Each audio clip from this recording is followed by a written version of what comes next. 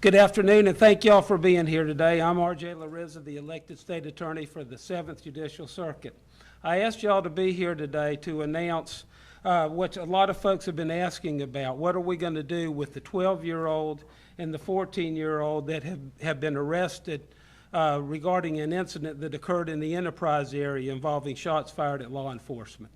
Well, in cooperation with our office and the sheriff's office and looking at the appropriate laws and also trying to figure out what the appropriate thing to do would be in a case like this. And I got to tell you, it's very disturbing when you're looking at such serious charges with such young folks. But it's the decision of the state attorney's office that the 12-year-old individual will be charged in juvenile court, and that the 14-year-old individual will be charged in adult court.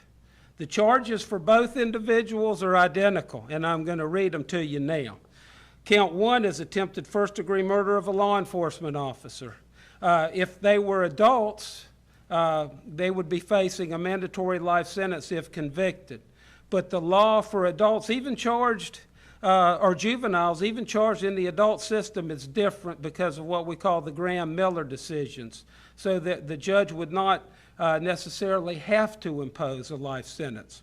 The second count is burglary of a dwelling while armed with a firearm, which carries a maximum penalty of life imprisonment, but not a mandatory life imprisonment.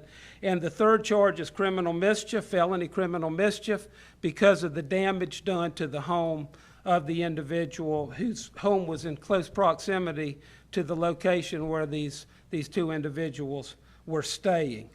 Now, I do also want to add that while the 14-year-old has been charged as an adult, that the judge has the discretion ultimately to issue juvenile sanctions. Now, this is going to be a long process, folks. There's a lot of work to do in these cases. There's a lot of things to consider. So it's going to take a while to work through the process. I got to tell you, too, there's a lot of things you may want to know today and questions you may ask that I will not be able to answer. I'll do my best to answer what I can under the law.